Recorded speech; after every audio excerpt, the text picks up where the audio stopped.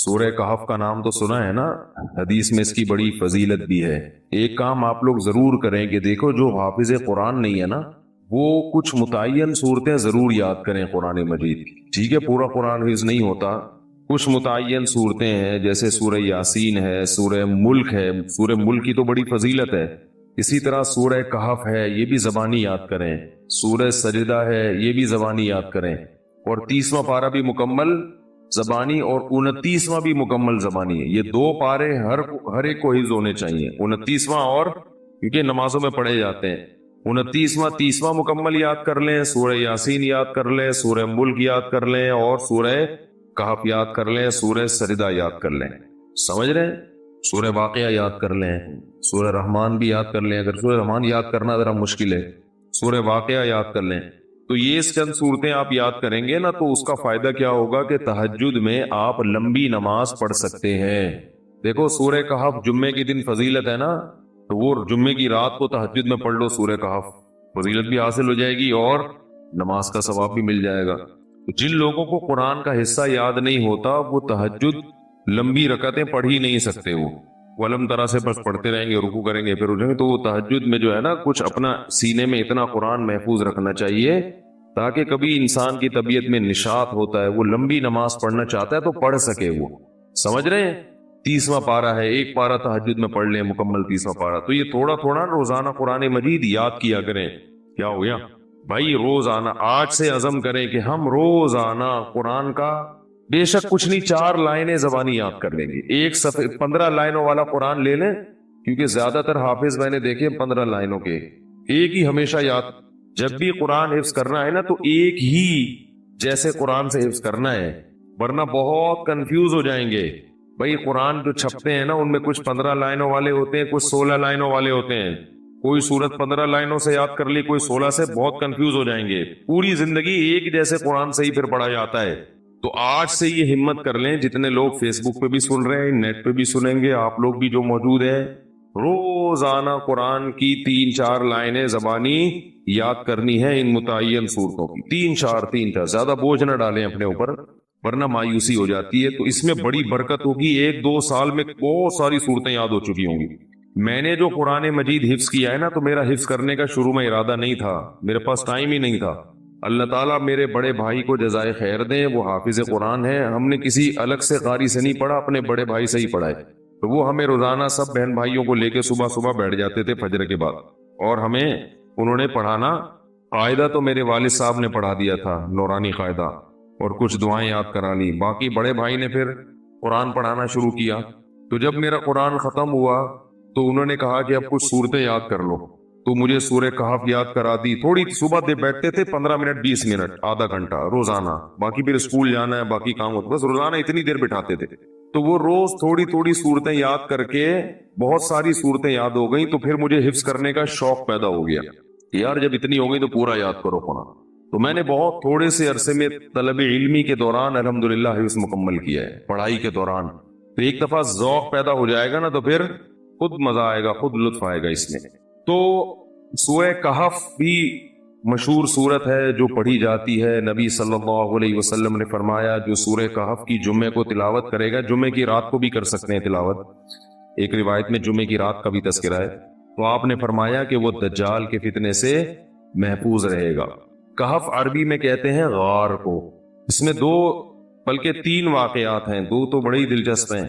پچھلی قوموں میں چند نوجوان تھے جو ایمان لے کر آئے، جو کیا کیا انہوں نے، لیکن وہ جس ملک میں وہ رہتے تھے وہاں کا بادشاہ بڑا ظالم تھا، وہ ایمان والوں کو زندہ رہنے نہیں دیتا تھا۔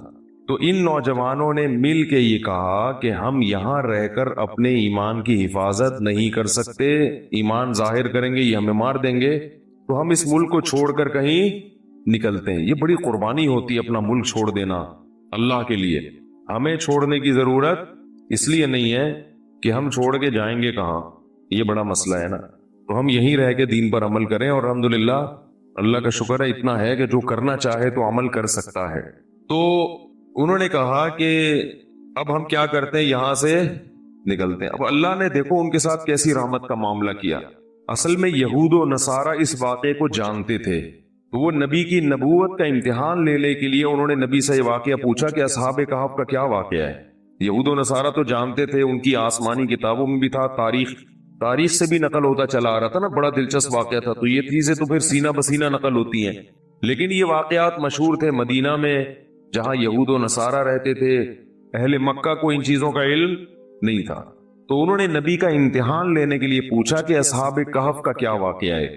تو اس پر اللہ تعالیٰ نے سورہ کہف نازل کی اور بتایا انہم فتیۃ آمنوا بربہم، چند نوجوان تھے جو اپنے رب پر ایمان لائے.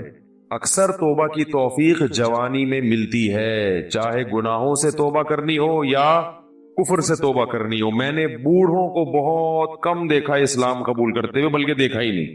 جتنے میں نے غیر مسلمان ہوتے ہوئے اپنی زندگی میں دیکھے ہیں وہ سب کیا ہوتے ہیں؟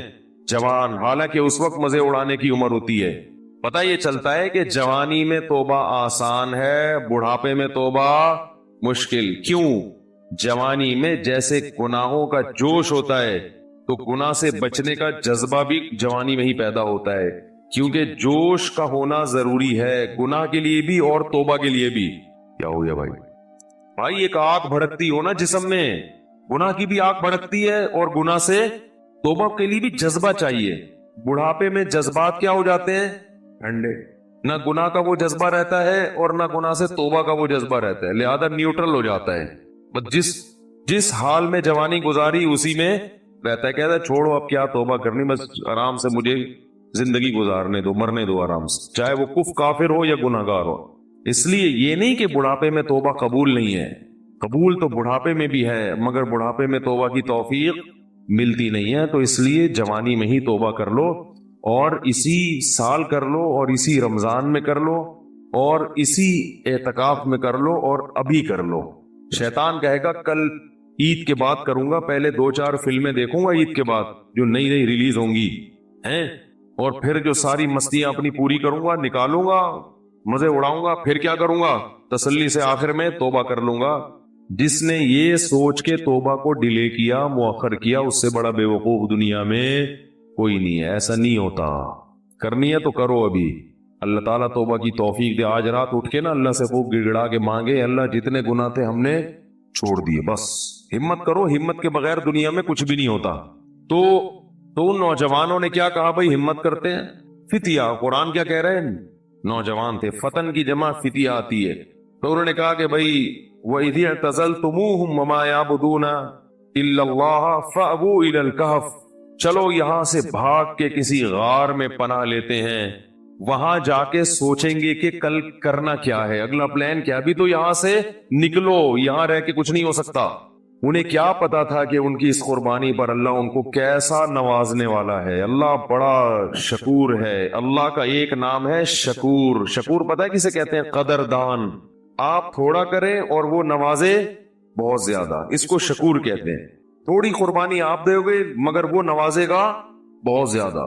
اللہ ایسا کرتے ہیں. تو یہ نوجوان نکل کے گئے ہیں اور انہوں نے غار میں کیا کی؟ پناہ لی. وہاں بیٹھ چلے گئے ہیں، نیند آ گئی، سو گئے. ساتھ ان کا کتا بھی تھا. حفاظت کے لیے کتا رکھنا بولو بھائی جائز، بلا وجہ کتا رکھنا حرام ہے. نبی نے فرمایا جس نے بلا وجہ کتا رکھا روزانہ 1 قیرات اس کی نیکیاں کم ہوتی رہیں گی. ایک قیرات پہاڑ کے برابر ہوتا ہے. روزانہ اس کی نیکیاں ضائع ہوتی رہیں گی. اسلام میں کتا پالنا بلا وجہ جائز نہیں ہے. ضرورت کے لیے، شکار کے لیے پال سکتے ہیں. شکاری کتے ہوتے ہیں نا کہ شکار وکار کرنا ہے، یا گھر میں طوطے پالے ہوئے تو ان کی شکار کے لیے کتا رکھا ہوا ہے. تو یہ ہوتا ہے طوطوں کی حفاظت کے لیے کتے رکھنے پڑتے ہیں بعض دفعہ. تو لیکن کتے کو بتا دیں کہ صرف طوطوں کی حفاظت کے لیے ہے. لوگ کتا پالتے ہیں ڈاکوں سے حفاظت کے لیے، اس کو بتاتے نہیں ہیں، وہ ہر ایک کو کاٹنا شروع کر دیتا ہے. تو وہ اپنا کتا بھی ساتھ لے گئے حفاظت کے لیے کہ بھئی کہیں پہرے وہرے کے کام آئے گا. تو غار میں ان کو نیند آئی اور کتا کہاں بیٹھا ہوا ہے؟ غار کے کنارے پہ. وہ حفاظت کے لیے بیٹھا ہوا تھا کہ بھئی کوئی آئے گا تو بھونک کے ان کو بتائے گا بندہ آیا ہوا کوئی. تو اب جو ہے قرآن کہتا ہے کہ ہم نے ان پہ نیند کو مسلط کر دیا، سو گئے. وَلَبِثُوا فِي كَهْفِهِمْ 300 سِنِينَ وَازْدَادُوا 9 309 سال سوئے ہیں. کتنے؟ 309 سال. وَنُقَلِّبُهُمْ ذَاتَ الْيَمِينِ وَذَاتَ الشِّمَالِ، اگر انسان ایک ہی پہلو پہ لیٹا رہے نا تو زمین کھا جاتی ہے اس کو، تو اللہ فرماتے ہم ان کو کروٹیں بھی دلاتے رہے۔ وَتَرَى الشَّمْسَ إِذَا طَلَعَتْ تَزَاوَرُ عَنْ كَهْفِهِمْ ذَاتَ الْيَمِينِ وَذَاتَ الشِّمَالِ وَإِذَا غَرَبَتْ تَقْرِضُهُمْ، جب سورج نکلتا تھا تو وہ بھی کترا کے نکلتا تھا، روشنی جائے گی مگر تیز دھوپ نہیں جائے گی، تاکہ سورج کی جلن، سورج کی کرنیں ان کی اسکن کو خراب نہ کریں۔ اور اللہ فرماتے ہیں 309 سال تک کتا جس انداز میں بیٹھا رہا ہے، لَوِ اطَّلَعْتَ لَوَلَّيْتَ مِنْهُمْ رُعْبًا وَلَمُلِئْتَ مِنْهُمْ فِرَارًا، کیا ہے لَوِ اطَّلَعْتَ عَلَيْهِمْ لَوَلَّيْتَ مِنْهُمْ فِرَارًا وَلَمُلِئْتَ مِنْهُمْ رُعْبًا، کہ تم اس کتے کو دیکھتے تو روب کی وجہ سے وہاں سے بھاگ جاتے۔ اللہ نے کتے پر ایسا روب ڈال دیا کہ کوئی بھی اس کے قریب پٹک نہیں سکتا، تاکہ ایسا نہ ہو کہ 309 سال میں ظاہر ہے کتنے لوگ یہاں سے گزریں گے، غار میں جا کے ان کو نقصان نہ پہنچائے، تو کتے کی ایسی وحشت۔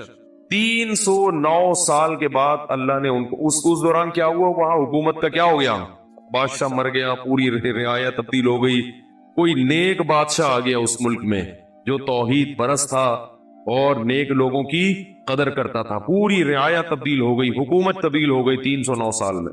تو یہ 309 سال کے بعد سو کے اٹھے ہیں، اب پریشان ہے کہ یار ہم کتنا سوئے ہیں۔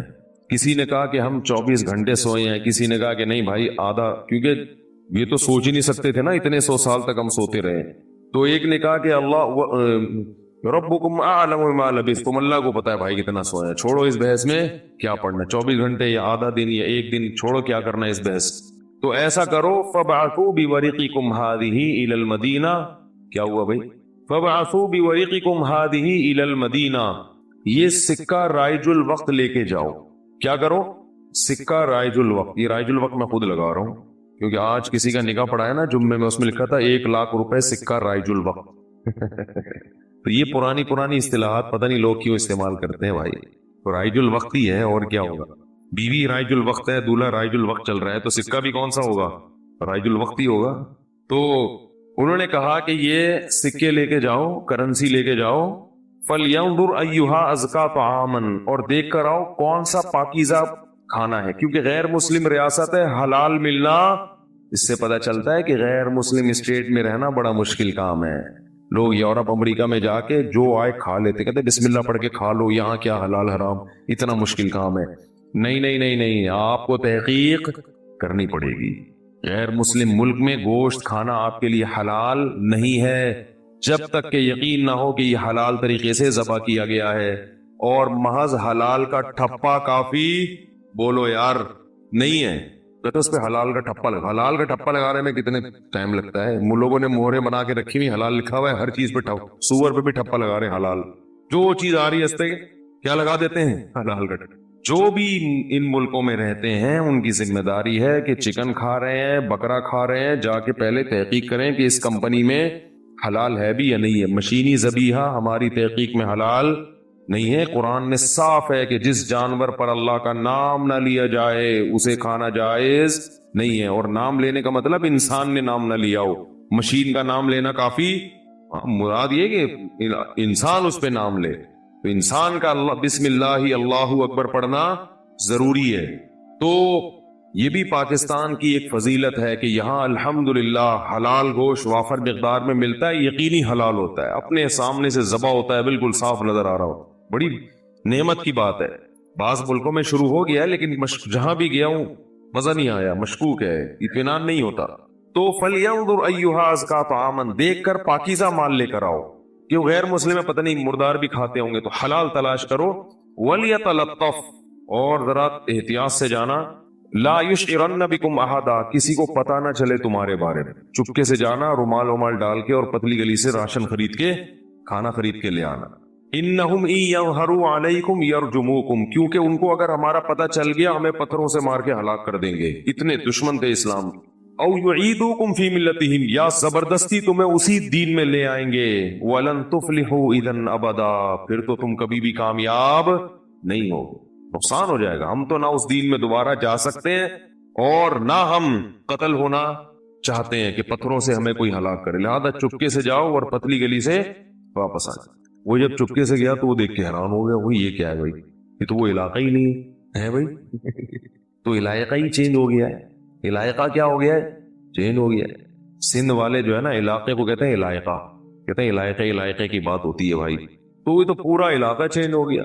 تو وہ حیران کہ وہ بادشاہ کہاں ہیں. انہوں نے کہا کہ وہ بادشاہ تو بھائی 300 سال پرانی بات ہے، اس کے زمانے کی تو ٹرینیں بند ہو گئی ہیں. کون سے بادشاہ کی بات کر رہے ہیں؟ اس نے کہا بھائی وہ بادشاہ. انہوں نے کہا بھائی وہ پرانے زمانے کا قصہ ہے. انہوں نے پھر وہ کرنسی دکھائی. انہوں نے کہا یہ کرنسی تو 300 سال پہلے اسٹیٹ بینک نے پابندی لگا دی تھی. یہ کون سی کرنسی لے کے گھوم رہے ہو؟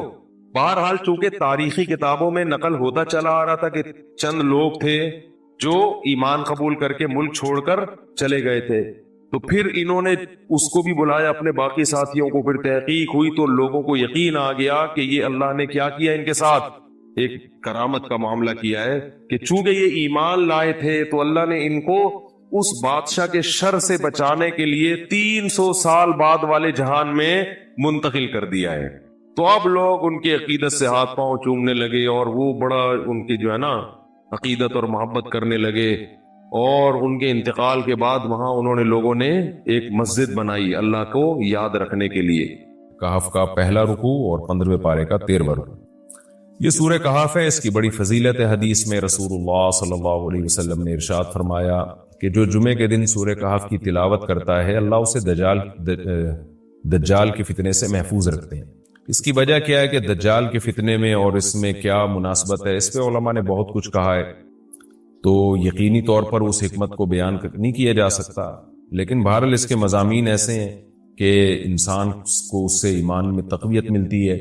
اور بڑی بات یہ ہے کہ رسول اللہ صلی اللہ علیہ وسلم نے جب کسی چیز کے بارے میں ہمیں بتا دیا تو پھر ہمیں اس کی حکمت سمجھ میں نہ بھی آئے تو ہمیں بس اس پر ایمان لانا چاہیے. تو دجال کے فتنے سے بچنے کے لیے اگر کوئی جمعے کے دن اس کا اہتمام کرتا ہے تو انشاءاللہ اس کو فائدہ ہوگا. دجال کے فتنے سے بچنے میں سرسری غور سے ایک بڑی حکمت یہ معلوم ہوتی ہے کہ اللہ تعالیٰ نے بڑے بڑے قدرت کے اپنے نمونے دنیا میں دکھائے ہیں. جیسے اس میں خضر علیہ السلام کا واقعہ آئے گا، اصحاب کہف کا واقعہ، ذوالقرنین کا واقعہ، کہ کیسی اللہ نے ان کے ہاتھوں پہ اپنی قدرت کو ظاہر کیا. تو یہ اللہ تعالیٰ کے مختلف کام ہیں. یاجوج ماجوج کا تذکرہ بھی آئے گا اس میں. تو اس میں ہمیں پتہ چلتا ہے کہ اللہ کی قدرتوں میں بہت بڑی بڑی قدرتیں. اللہ مخلوق سے بھی بعض دفعہ بڑے بڑے کام لے لیتے ہیں. تو دجال بھی اللہ کی ایک مخلوق ہوگا. تو وہ اگر بڑے بڑے محیر العقول کام دکھا رہا ہے تو یہ اس کی علامت نہیں ہوگی کہ یہ خدا ہے. جیسے ذوالقرنین سے اللہ نے بڑا کام لیا تو وہ خدا تھوڑی بن گئے. اور خضر علیہ السلام کے ذریعے اللہ نے مردے کو زندہ ایک جو ہے نا وہ دیوار کو سیدھا کروا دیا اور تختہ جڑوا دیا، اور کچھ انہوں نے اللہ کے بتانے سے غیب کی خبریں بتا دی، تو اس سے وہ خدا تو نہیں بن گئے. اور جو اس طرح اصحاب کہف کئی سو یعنی 300 سال تک غار میں سوتے رہے تو اس سے وہ خدا نہیں بن گئے. تو ایسے ہی دجال کے جب ہم محیر العقول واقعات دیکھیں گے تو یہ اس کی علامت نہیں ہے کہ یہ خدا ہے، بلکہ اللہ کی مخلوق ہے. تو اللہ تعالیٰ نے جیسے پچھلے پیغمبروں میں ایسے واقعات رونما ہوئے اور مقصد لوگوں کی آزمائش تھا، تو دجال بھی لوگوں کی آزمائش ہی کے لیے آئے گا. اور بہت ساری حکمتیں جو علماء نے بیان کی ہیں. اچھا، یہ جو جمعے کے دن سورہ کہف پڑھنے کی فضیلت ہے، تو یہ جمعے کی رات کو اگر کوئی پڑھ لے تو بھی یہ فضیلت حاصل ہو جائے گی. تو کیونکہ روایات میں جمعے کی رات کا بھی تذکرہ ملتا ہے اور جمعے کا بھی تذکرہ ملتا ہے. الحمدللہ الذی، تمام تعریفیں اس اللہ کے لیے ہیں، انزل علی عبدہ الکتاب، جس نے اپنے بندے پر کتاب کو نازل کیا، ولم یجعل لہ عوجا، اور اس کتاب میں اس نے کوئی کجی نہیں رکھی. یہ قرآن کا کمال ہے. آپ الحمد سے لے کے والناس تک پڑھیں، 2 اور 2 4 کی طرح اس کی آیتیں اور اس کے مضامین سمجھ میں آتے ہیں. قرآن کے علاوہ کوئی بھی مذہبی کتاب آپ پڑھ لینا تو آپ کو سمجھ میں نہیں آئے گی کہ کیا کہا جا رہا ہے اس میں، اور وہ باتیں نیچر کو اپیل بھی نہیں کریں گی، اور انسان وسوسوں کا شکار ہو جائے گا اور مصیبت میں پڑ جائے گا. لیکن قرآن کے دعوے کتنے واضح ہیں اور دعووں میں تناقض نہیں ہے. قرآن نے کہا خدا ایک ہے، ہر جگہ یہی کہا کہ ایک ہے. محمد صلی اللہ علیہ وسلم کو کہا کہ نبی ہیں، بشر ہیں نبی ہیں. تو بشریت کو ثابت کیا قرآن نے. جہاں نبی صلی اللہ علیہ وسلم سے اوٹ پٹانگ معجزوں کا مطالبہ کیا گیا تو بتا دیا گیا میں بشر ہوں. ایک ہی دعویٰ رہا ہے مسلسل شروع سے آخر تک، اور آخری نبی ہونے کا جب دعویٰ کیا گیا تو آخری ہی، یہ نہیں کہ پھر قرآن میں اشارے دے دیے کہ کوئی اور نبی بھی آئے گا. تو تناقض نہیں ہے قرآن میں. نماز کو فرض کیا تو نماز فرض ہے. تو یہ جتنے مضامین، پھر اخلاقیات کی جو تعلیم دی وہ تعلیم سیم ہے. تو یہ ہے کہ عوج نہیں ہے، بالکل نیچر کو اپیل کرنے والی 2 اور 2 4 کی طرح صاف ستھری باتیں ہیں قرآن مجید میں. یہ خود قرآن کا ایک بہت بڑا معجزہ ہے. آپ کبھی بھی کسی جھوٹے آدمی کو جب سنیں گے نا، اس کی باتوں میں ٹکراؤ بہت ہوگا. میں ایک دفعہ تحقیق کر رہا تھا، یہ منکرین حدیث جو ہیں جنہوں نے کہا، دعویٰ کیا کہ حدیث حجت نہیں ہے، تو ہمارے شیخ حضرت مفتی رشید احمد صاحب رحمہ اللہ تعالی نے اصل الفتاوی کی 2 جلد میں ان کے خلاف بہت کچھ لکھا ہے. تو اس میں ایک بڑی دلچسپ بات یہ تھی کہ جب یہ منکرین حدیث کا جو بانی ہے نا، پرویز نام تھا اس کا، پورا نام اس وقت ذہن میں نہیں ہے، تو اس کی کتابوں سے حضرت نے تناقض نکالا. مفتی رشید احمد صاحب رحمۃ اللہ علیہ نے تناقض کیا نکالا؟ ایک جگہ لکھ رہا ہے کہ حدیث حجت نہیں ہے، دوسری جگہ لکھ رہا ہے کہ حدیث حجت تو ہے لیکن جن ذرائع سے ہم تک پہنچی وہ ذرائع حجت نہیں ہے، اور ایک جگہ لکھ رہا ہے کہ حدیث حجت بھی ہے لیکن صرف نبی صلی اللہ علیہ وسلم کے دور تک کے لیے حجت ہے، ہمیشہ کے لیے حجت نہیں. تو ایسے کئی تناقض. تو اس میں حضرت نے لکھا کہ اس سے پتہ چلتا ہے کہ یہ بیچارہ خود اس کو پتہ نہیں ہے کہ یہ اس کا دعویٰ کیا ہے. یعنی اس سے صاف واضح ہوتا ہے کہ ان کا مقصد صرف اور صرف ہمیں اسلام سے ہٹانا ہے، اور حدیث کو مشکوک قرار دے کر، کیونکہ زیادہ تر جو قوانین ہمیں اسلام کے ملتے ہیں وہ تو قرآن میں بہت کم ملتے ہیں، وہ تو احادیث میں ملتے ہیں. قرآن تو زیادہ تر عقیدے کی بات کرتا ہے، آخرت کے تصور کو ہماری نظروں میں اجاگر کرتا ہے، اخلاقیات سکھاتا ہے، مسائل، فقہی مسائل، وہ تو زیادہ تر احادیث میں ہے. اسلامی قانون جسے ہم کہتے ہیں، تو مقصد اس کا یہ ہے کہ اسلامی قانون سے کسی طرح لوگوں کو ہٹایا جائے. تو جیسے جس وقت بن پڑی وہ دعویٰ اس نے کر دیا. کبھی مجلس دیکھی کہ یار اس وقت یہ دعویٰ کر رہے ہیں زیادہ مناسب ہے کہ حدیث حجت تو ہے لیکن جن ذرائع سے پہنچی وہ ذرائع قابل اعتماد نہیں ہے، تو وہاں اس نے یہ دعویٰ کر دیا. تو جھوٹا آدمی کسی ایک بات پہ ٹکتا نہیں ہے. آپ مرزا غلام احمد قادیانی کے دعووں کو دیکھ لیں، اس کی کتابوں میں کہیں وہ لکھتا ہے کہ میں نبی نہیں ہوں، میں تو امام ہوں، اور کہیں لکھتا ہے کہ میں، شروع میں اس نے یہ دعویٰ کیا تھا کہ میں نبی نہیں ہوں، میں امام مہدی ہوں، پھر اس نے دعویٰ کیا میں حضرت وہی عیسیٰ علیہ الصلوۃ والسلام جو مسیح موعود وہ ہوں. اس کی کتابوں میں اتنا ٹکراؤ ہے. وجہ اس کی ہے کہ باطل کا ایک ہدف ہوتا ہے، تو وہ دیکھتا ہے کہ جیسا دیس ویسا بھیس. جیسے اس کا ہدف ہوتا ہے شہرت، دولت، اور یا لوگوں میں پھوٹ ڈالنا یا کوئی منصب حاصل کرنا کسی سے، تو وہ پھر دیکھتا ہے کہ جس وقت جو طریقہ اس کو سوٹیبل لگتا ہے نا، وہ وہی طریقہ اختیار کر لیتا ہے. تو ہر باطل میں یہ ہوتا ہے. آج بھی ہم دیکھتے ہیں جو اہل باطل ہوتے ہیں وہ کسی ایک بات پہ ٹکتے نہیں ہیں. ایک تو ہوتا ہے نا انسان سے غلطی سے ایک دعویٰ ہو گیا اس سے رجوع کر لے، وہ ایک الگ چیز ہے، وہ تو ہر انسان سے خطا ہو سکتی ہے. لیکن اہل باطل کے دعووں میں بہت ٹکراؤ ہوتا ہے، وہ کسی ایک بات پہ ٹکتے نہیں ہیں.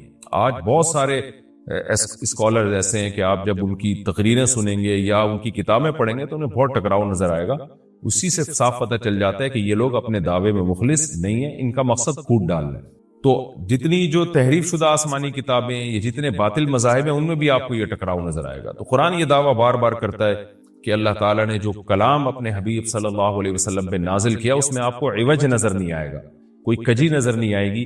بہت واضح 2 اور 2 4 کی طرح وہ اپنے دعووں کو دعوے کرتا ہے قرآن مجید، اور اس پر دلائل قائم کرتا ہے. قیماً، اللہ فرماتے ہیں سیدھا سیدھا کلام ہے، لینذر بأسا، تاکہ یہ ڈرا دے. کہ اللہ تو نے اتنا صاف ستھرا کلام نازل کیوں کیا؟ اللہ کہتے ہیں 2 وجہ سے. برے لوگوں کو ڈرانے کے لیے، اچھے لوگوں کو امیدیں دلانے کے لیے، تاکہ برے لوگ برائی سے بچیں اور اچھے لوگوں کو موٹیویشن ملے. یہ دعویٰ بھی قرآن کا کتنا پیارا اور کتنا صاف ستھرا ہے. برائی کو ختم کرنا چاہتا ہے قرآن، اچھائی کو پروموٹ کرنا چاہتا ہے. لِيُنذِرَ بَأْسًا شَدِيدًا، ہم نے کیوں نازل کیا؟ تاکہ یہ ڈرا دے شدید عذاب سے، من لدنہ، اللہ کی طرف سے، یعنی اللہ کی طرف سے ڈرا دے. وَيُبَشِّرَ الْمُؤْمِنِينَ، اور ایمان والوں کو خوشخبریاں سنا دے. کون سے ایمان والے؟ الذین یعملون الصالحات، جو اچھے اعمال کرتے ہیں. کیا خوشخبری سنا دے؟ ان لہم اجرا حسنا، کہ ان کو اجر ملے گا بہت اچھا، اور ایسا اجر ملے گا ماکثین فیہ ابدا، رہیں گے اس اجر میں وہ ہمیشہ ہمیشہ. وینذر الذین قالوا، اور تاکہ یہ کلام ڈرا دے ان لوگوں کو، الذین قالوا، جو کہتے ہیں اتخذ اللہ ولدا. اللہ نے ڈرانے کا ذکر 2 دفعہ کیا، اس لیے کہ ایک تو عام لوگ جو برے ہوتے ہیں ان کو ڈرا دے، اور مشرکین میں خاص طور پر یہ برائی تھی کہ یہود و نصارہ کی باتوں میں آ کے اللہ کے لیے اولاد ٹھہرا لیا کرتے تھے. وہ فرشتوں کو بیٹیاں کہہ دیا، یا عیسائیوں کی باتوں میں آ کے اللہ کے لیے اولاد ٹھہرا دی. تو اس لیے اللہ نے خاص طور پر ان مشرکین اور ان کافروں کا ذکر کیا جو نبی صلی اللہ علیہ وسلم کے دور میں اللہ کے لیے اولاد ٹھہراتے تھے کہ اللہ ان کو بھی ڈرا دیا جائے. وَيُنذِرَ الَّذِينَ قَالُوا، اور ڈرا دے ان لوگوں کو جو کہتے ہیں اتخذ اللہ ولدا، کہ اللہ نے ٹھہرا لی ہے اولاد. سورہ کہف بھی مکی صورتوں میں سے ہے نا، تو اس میں بھی توحید کا مضمون بہت ہوگا. ما لهم به من علم، نہیں ہے ان کے لیے اس دعوے پر کوئی دلیل. ولا لآبائهم، اور نہ ان کے باپ دادا کے پاس کوئی دلیل تھی. یہ اکثر کہتے تھے نا بھائی ٹھیک ہے ہمارے پاس دلیل نہیں ہے لیکن ہم اپنے باپ دادا کو فالو کرتے ہیں. تو اللہ کہتے تمہارے باپ دادا کے پاس کون سے اس دعوے کی کوئی دلیل تھی. اور یہ جملہ ہلکا نہیں ہے. کبرت کلمۃ، بہت بڑا ہے یہ کلمے کے اعتبار سے. ایسا کلمہ جو ان کی منہ سے نکلتا ہے، منہ سے نکلنے والا کلمہ یہ بہت بڑا کلمہ ہے، بہت بھاری ہے زمین اور آسمان پر کہ اللہ کے لیے اولاد ٹھہرا دی. ان یقولون الا کذبا، نہیں بولتے یہ لوگ مگر نرا جھوٹ بولتے ہیں یہ.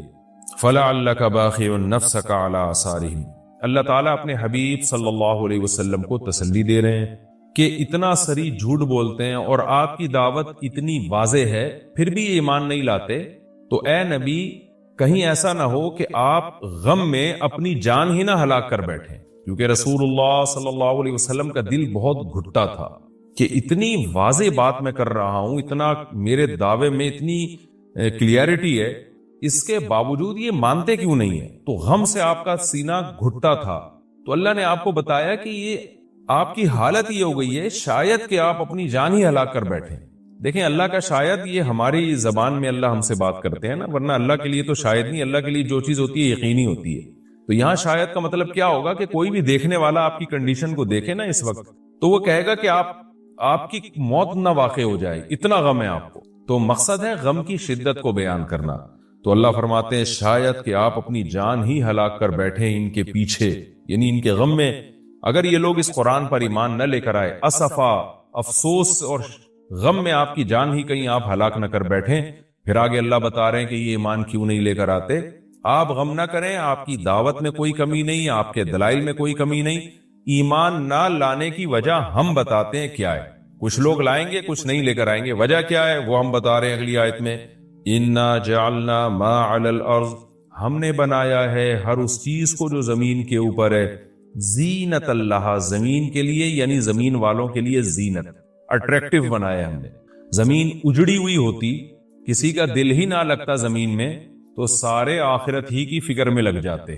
لیکن زمین میں اٹریکشن ایسی پیدا کر دی ہے کہ یہ اللہ سے غافل کرتی ہے، حق سے دور کرتی ہے. ہر آدمی اس زمین کی زینت کو حاصل کرنے کی کوشش کرتا ہے. زینت وہ چیز ما یتزین، جو مزین ہوتی ہے اور جس کی طرف انسان کی اٹریکشن ہوتی ہے، چاہے حقیقت میں وہ اٹریکشن کے قابل ہو یا نہ ہو. جیسے گندگی کا ڈھیر ہے، اٹریکشن نہیں ہوتی، لیکن آپ نے اس کے اوپر ایک خوبصورت ململ کا کپڑا ڈال کے خوشبو چھڑک دی تو اب وہ دیکھنے میں بھلی لگنے لگے گی. تو جو چیز دیکھنے میں بھلی لگتی ہے اس کو مزین کہا جاتا ہے، چاہے حقیقت میں ہو یا نہ ہو.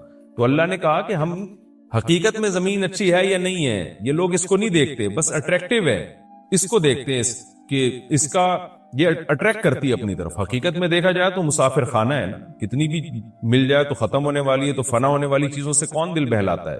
لیکن اللہ بتا رہے کہ ہم نے چونکہ اس کو مزین کر دیا ہے، تو اس مزین ہونے کا نتیجہ یہ ہے کہ کچھ لوگ اس میں پڑھ کے اللہ کو بھول جاتے ہیں اور کچھ اس کی حقیقت کو دیکھ کر اللہ کو یاد رکھتے ہیں. تو آزمائش جبھی ممکن ہے جب اس زمین کو اٹریکٹیو بنایا جائے. آگے اس لیے اللہ نے فرمایا کہ ہم نے بنایا ہے جو کچھ اس زمین کے اوپر ہے زینت اللہ، زمین کے لیے مزین. کیوں بنایا ہے؟ لنبلوہم، تاکہ ہم لوگوں کو آزمائیں، ایہم احسن عملا، کہ ان میں عمل کے لحاظ سے زیادہ اچھا کون ہے.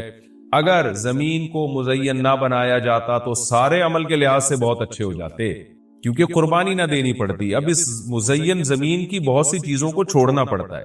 نماز کے وقت دکان چھوڑنی پڑتی ہے، اور صدقات و خیرات کے وقت مال کی قربانی دینی پڑتی ہے، اور جو شریعت کے جتنے بھی احکام ہیں تو جاہ کی قربانی دینی پڑتی ہے، منصب کی قربانی دینی پڑتی ہے. تو اللہ کہتے ہیں ہم نے چونکہ مزین بنا دیا تاکہ ہم لوگوں کو آزمائیں.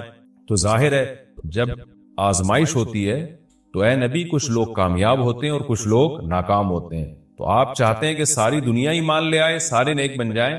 یہ آپ کی چاہت پوری نہیں ہو سکتی، کیونکہ امتحان میں 100% لوگ کامیاب عام طور پر نہیں ہوا کرتے۔ وَإِنَّا لَجَاعِلُونَ مَا عَلَيْهَا صَعِيدًا جُرُزًا، اور یاد رکھو جو کچھ زمین کے اوپر ہے ہم اس کو بنانے والے چٹیل میدان۔ یعنی اللہ نے جب یہ کہا نا کہ زمین کے اوپر کی چیزوں کو ہم نے مزین کر دیا، تو آگے نافرمانوں کو ایک دھمکی بھی دے دی ہے کہ تم جو اس میں پڑھ کر ایمان سے اور نیک عمل سے غافل ہو رہے ہو کہ بھئی اتنی اٹریکشن ہے، تو اس کا ایک دوسرا پہلو بھی ہے۔ وہ پہلو کیا ہے؟ چٹیل میدان بن جائے گی، سب تباہ و برباد ہو جائے گا۔ یعنی ایگزامینیشن ہال میں جب جو نعمتیں آپ کو دی جاتی ہیں وہ ہمیشہ کے لیے تھوڑی دی جاتی ہیں، وہ تو اس وقت تک کے لیے دی جاتی ہے جب تک امتحان چل رہا ہے، اس کے بعد وہ لے لی جاتی ہیں واپس۔ تو اسی طرح اللہ اس زمین کو ختم کر دیں گے، اور تب پوری ترقی، جو انسان کی جتنی بھی ترقی ہے زمین میں اور کائنات میں، ساری زمین بوس ہو کے ختم ہو جائے گی، اور اللہ تعالیٰ جس مقصد کے لیے انسان کو پیدا کیا گیا اس مقصد کے بارے میں انسان سے سوال کریں گے۔ ام حسبت ان اصحاب الکہف والرقیم، قرآن نے یہ کچھ تمہید بیان کی کہ یہ دنیا آزمائش کے لیے اور سب کچھ ختم ہو جائے گا، جو قرآن کا اصل مقصود ہے۔ اب قرآن ایک واقعے کی طرف آتا ہے۔ مشرکین مکہ یہود و نصارہ سے بہت سی چیزیں سنا کرتے تھے، اور یہود آ کے ان کو چپ کے گائیڈ کرتے تھے کہ جس نے نبوت کا دعویٰ کیا ہے نا، تم ان سے یہ سوال پوچھو، تم ان سے یہ سوال پوچھو۔ پھر یہود دیکھتے تھے کہ ہماری تورات کے مطابق جواب ملتا ہے کہ نہیں ملتا، تو ان کا یعنی خیال یہ تھا کہ محمد صلی اللہ علیہ وسلم جواب نہیں دے پائیں گے تو ہم بتائیں گے دیکھو ہماری تورات میں تو یہ لکھا ہے، اگر یہ اللہ کے نبی ہیں تو یہ تو ہر آسمانی کتاب یہ واقعہ بیان کرتی ہے، تو قرآن کیوں بیان نہیں کر رہا؟ تو یہودیوں نے آ کے مشرکین مکہ سے کہا، مشرکین مکہ نے نبی صلی اللہ علیہ وسلم سے سوال پوچھا۔ ان میں 3 سوال تھے، ایک روح سے متعلق جس کا سورہ بنی اسرائیل میں جواب دے دیا گیا، ایک حضرت ذوالقرنین سے متعلق کہ وہ کون سا بادشاہ تھا جس نے پوری دنیا پہ حکومت کی ہے، ان کا تذکرہ اللہ نے قرآن میں بیان کیا، اور ایک اصحاب کہف کے بارے میں۔ تو اب قرآن ان کے واقعے کو بیان کر رہا ہے۔ ام حسبت ان اصحاب الکہف والرقیم کانوا من آیاتنا عجبا، اے نبی آپ یہ سمجھتے ہیں کہ اصحاب کہف اور جبل والے، پہاڑ والے لوگ، غار اور پہاڑ والے لوگ کیا ہماری نشانیوں میں سے بڑی عجیب نشانی تھے؟ کیا آپ یہ سمجھتے ہیں؟ یعنی یا تو اس کا جواب یہ کہ واقعی یہ نشانی تھے، یا یہ کہ یہ اتنی بڑی نشانی نہیں تھے جتنی بڑی اس کائنات کو بنا دینا بڑی نشانی ہے۔ اذ اول فتیتو، اللہ نے اس واقعے کو بیان کیا، اس وقت کو یاد کرو جب چند نوجوانوں نے ٹھکانہ پکڑا الی الکہف، ایک بڑے غار کی طرف، فقالو، پھر کہنے لگے۔ اب دیکھیں قرآن جب واقعہ بیان کرتا ہے نا، تو سوال تو مشرکین نے اصحاب کہف کا پوچھا تھا، بتا دیا جاتا بھئی ایک زمانے میں اصحاب کہف تھے جو مشرک بادشاہ تھا، جس کے ظلم سے تنگ آ کے وہ علاقہ چھوڑ کے چلے گئے، اور 300 سال غار میں رہے، اور پھر 300 سال کے بعد واپس آئے، اور لوگوں نے پھر بڑی عقیدت کی، محبت کی، بس اتنا کافی تھا۔ لیکن قرآن واقعہ اس انداز سے بیان کرتا ہے کہ اس میں اسباق ملنا شروع ہو جائے، ہمیں اس میں اسباق ملنا شروع ہو جائے۔ اب دیکھیں شروع کیسے کیا جا رہا ہے۔ کیا تم یہ سمجھتے ہو کہ اصحاب کہف کا واقعہ کوئی عجیب واقعہ ہے؟ یعنی اللہ کے لیے تو کوئی عجیب نہیں ہے، یعنی انسانوں پر گویا اللہ تعجب کر رہے ہیں کہ اس واقعے کو تم عجیب سمجھ رہے ہو، اور اس سے بڑے عجیب کام جو ہم نے کر دیے، پانی کے قطرے سے انسان کو بنا دیا، اور اتنا بڑا نظام بنا دیا ہم نے کائنات کا، اس کو عجیب نہیں سمجھ رہے۔ تو یہ انسان کی بھی عقل ہے نا کہ ایک واقعہ عجیب و غریب ہو جائے تو اس پہ حیران ہو رہا ہوتا ہے، اور وہ پوری کائنات بن گئی اور انسان کا پانی سے وجود میں آ جانا، چونکہ یہ ہم اس کے عادی ہو چکے ہیں یہ منظر دیکھنے کے، تو یہ ہمارے نظر میں عجیب نہیں رہا، ورنہ حقیقت میں تو اس سے زیادہ عجیب کام اللہ کر چکا ہے۔ تو ایک تو سبق اللہ نے ہمیں یہ بتایا اس واقعے میں کہ یہ واقعہ اتنا عجیب نہیں جتنا اللہ کے دوسرے کام زیادہ عجیب ہیں۔ تو قرآن واقعہ بیان کرتا ہے اس انداز سے تاکہ ہمیں اس سے اسباق ملے۔ اذا والفتیۃ الی الکہف، نوجوانوں نے غار میں پناہ لی، فقالوا ربنا، اور کیا کہنے لگے، اے ہمارے رب، آتنا من لدنک رحمہ، تو دے ہمیں اپنی طرف سے رحمت، اور ہیئ لنا من امرنا رشدا، ہمارے معاملے میں کوئی رشد کا انتظام کر دے، یعنی درستگی کا انتظام کر دے۔ اس میں کیا سبق ملتا ہے کہ جو مشرک بادشاہ تھا، کافر بادشاہ تھا، چند نوجوان اسلام لے کر آئے، اللہ کے برحق دین کو قبول کیا، ان کو یہ یقین تھا کہ ہم اس علاقے میں رہ کر اپنے دین اور مذہب پہ قائم نہیں رہ سکتے، لہذا انہوں نے ارادہ کیا ہم ہجرت کرتے ہیں۔ تو اب ہجرت کر کے جائیں کہاں؟ تو اللہ سے دعائیں مانگ رہے ہیں۔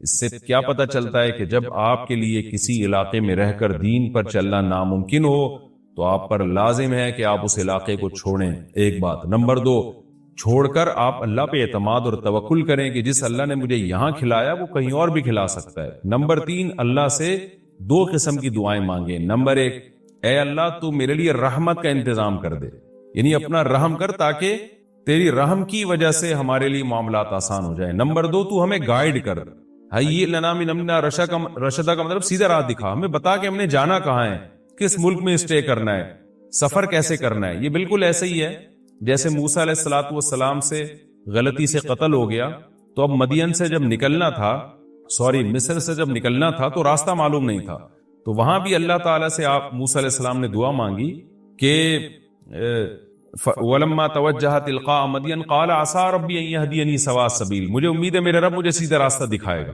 تو جب انسان کو راستے معلوم نہ ہو، گائیڈنس نہ مل رہی ہو کہ جانا کہاں ہے، کہاں اسٹے کرنا ہے، تو ایسے موقع پہ اللہ سے سیدھے راستے کی دعا مانگنی چاہیے۔ تو یہاں بھی انہوں نے دعا مانگی کہ اللہ تو ہمارے لیے رحمت کا انتظام کر دے اور ہمارے لیے ہمیں گائیڈ کر دے کہ ہم نے جانا کہاں ہے، کہاں اسٹے کرنا ہے۔ تو قرآن کہتا ہے ہم نے ان کی دعا کو قبول کی، فَضَرَبْنَا عَلَىٰ آذَانِهِمْ، رحمت کا انتظام کیسے ہوا کہ ہم نے غار کے اندر گئے، ان کے کتے کو ساتھ لے کر غار کے اندر گئے، اور وہاں انہوں نے کہا کہ فی الحال ہم یہاں لوگوں سے چھپ جائیں، کسی طریقے سے پناہ میں آ جائیں، پھر دیکھیں گے جی اٹھ کے ہم نے جانا کہاں ہے۔ تو قتل کے خوف سے نکلے اور غار میں جا کے آرام کیا، تو اللہ کہتے ہیں ہم نے ان کے کانوں پہ پردہ ڈال دیا، سلا دیا گہری نیند، سنین عددا، کئی سال تک۔ ثم بعثناہم، پھر ہم نے ان کو جگایا، لنعلم ای الحزبین، تاکہ ہم دیکھیں، جس کا نتیجہ یہ نکلا کہ ہم یہ دیکھنا چاہتے تھے ان دونوں میں سے کون سا فریق ایسا ہے احصیٰ لما لبثوا امدا، جو مدت کے اعتبار سے زیادہ کاؤنٹ کرنے والا ہے اس مدت کو، لما لبثوا، جس مدت تک یہ لوگ ٹھہرے۔ یعنی اللہ تعالیٰ بھی گویا ان کو دیکھ کے خوش ہو رہے ہیں کہ دیکھیں ان کے آپس میں تبصرے کیا ہوتے ہیں، کیونکہ کسی کے ساتھ ایسا کبھی نہیں ہوا۔ تو اب جب یہ اٹھیں گے تو اللہ کی گویا کہ اللہ تعالیٰ بھی ان کی بات کو دیکھ کرنا ایک خوش ہو رہے ہیں ان کو دیکھ کے کہ دیکھو میں یہ باتیں آپس میں کیا کرتے ہیں۔ تو کسی نے کیا کہا، کسی نے کیا کہا، یہ سارا تذکرہ آگے آئے گا۔ یہ واقعہ آگے بھی چلے گا اور انشاءاللہ اس کی تفصیل اگلے رکوع میں زیادہ آئے گی۔ ہمارا یہ رکوع الحمدللہ کمپلیٹ ہو گیا اور وقت بھی تقریباً کمپلیٹ ہی ہونے والا ہے ہمارا۔ تو پچھلے رکوع میں اللہ تعالیٰ نے اصحاب کہف کے واقعے کی تمہید بیان کی تھی، مختصر بیان کیا تھا، اب اس کی تفصیل بیان ہو رہی ہے۔ نحن نقص علیک نبأہم بالحق، اے نبی ہم آپ کو بیان کرتے ہیں ان کا واقعہ حق کے ساتھ۔ حق کے ساتھ کا اس لیے بیان کیا گیا، حق کا لفظ اس لیے بڑھایا گیا کہ ایک تاریخی واقعہ تھا، اور آپ کو پتہ ہے جب تاریخی واقعہ لوگ نقل کرتے ہیں تو بہت کچھ اس میں کمی بیشی کر دیتے ہیں، کچھ اپنی طرف سے اضافے کر دیتے ہیں، کچھ اپنی طرف سے کمیاں کر دیتے ہیں۔ تو واقعہ کی جو اصل بات ہے وہ تو درست ہوتی ہے، لیکن اس میں جو ایڈیشن ہوتی ہے وہ غلط ہوتی ہے۔ تو اس لیے قرآن کہہ رہے ہے کہ آپ لوگوں کو مت دیکھیں، ہم آپ کو ٹھیک بیان کرتے ہیں، جتنا قرآن بیان کرے گا وہ 100% مستند ہوگا، باقی جو لوگوں میں مشہور ہے ان میں کچھ صحیح ہوں گی، کچھ باتیں غلط ہوں گی۔ اس لیے اللہ نے فرمایا کہ ہم ٹھیک طور پر آپ کے سامنے بیان کرتے ہیں۔ وہ واقعہ کیا ہے؟ انہم فتیۃ آمنوا بربہم، یہ چند نوجوان تھے۔ چند کا ترجمہ میں نے کیوں کیا، بار بار بتاتا ہوں کہ یہ جو تنوین ہے نا، تنوین اس کا مطلب ہے چند، اور ویسے بھی فتیۃ یہ جمع قلت ہے، افعل، افعال، فعلۃ، افعلۃ، یہ 4 اوزان وزن عربی میں جمع قلت کے لیے استعمال ہوتے ہیں۔ تو جو بھی اس وزن پر ہوگا، جیسے فتیۃ فعلۃ کے وزن پر ہے، تو انہم فتیۃ یہ چند نوجوان تھے، آمنوا بربہم جو اپنے رب پر ایمان لے آئے۔ اس واقعے کا خلاصہ یہ ہے کہ حضرت عیسیٰ علیہ السلام راجح قول کے مطابق، یقینی طور پر تو 100% یقینی بات کسی مفسر نے نہیں کہی ہے، لیکن جو مورخین سے مفسرین نے جو واقعات لیے ہیں، اہل کتاب سے جو لیے ہیں، اس کے مطابق دیکھا جائے تو حضرت عیسیٰ علیہ السلام کے دین کے پیروکار تھے یہ لوگ، اور کہا جاتا ہے کہ حضرت عیسیٰ علیہ السلام کے 250 سال کے بعد کا زمانہ ہے ان کا، 250 سال۔ تو اس وقت کوئی ظالم بادشاہ کی حکومت تھی۔ اچھا، حضرت عیسیٰ کے دین کے پیروکار تھے، تو اس پر ایک اشکال یہ ہوتا ہے کہ یہ سوال تو یہودیوں نے کیا تھا، یعنی مشرکین کو یہ سوال یہودیوں نے سمجھایا تھا کہ تم نبی صلی اللہ علیہ وسلم سے 3 سوال پوچھنا، ذوالقرنین کے بارے میں پوچھنا، اور روح کے بارے میں پوچھنا، اور اصحاب کہف کے بارے میں پوچھنا، تو جبکہ یہود کا زمانہ تو حضرت عیسیٰ کے دور سے پہلے، اور یہود تو پھر ان کو ایمان والے نہیں مانیں گے، کیونکہ عیسیٰ علیہ السلام کے فالوورز کو یہودی ایمان والا نہیں کہتے تھے۔ تو اس لیے مجھے اس پر واقعی ایک اشکال ہے جس کا میرے علم میں ابھی مجھے اس پہ جواب کہیں ملا نہیں ہے۔ تو صحیح بات یہی معلوم ہوتی ہے کہ یہ جو یہودیوں نے، یہ جو مفسرین نے ذکر کیا نا کہ یہود نے یہ سوال پوچھا تھا، تو یہ بھی ایک رائے ہے مفسرین کی۔ عین ممکن ہے اہل کتاب نے پوچھا ہو، تو اہل کتاب میں عیسائی بھی آتے ہیں، تو سوال اہل کتاب نے پوچھا ہو لیکن بعض حضرات نے یہود کی طرف منسوب کر دیا ہو، کیونکہ یہود جو تھے زیادہ تر یہود ہی سوال پوچھا کرتے تھے۔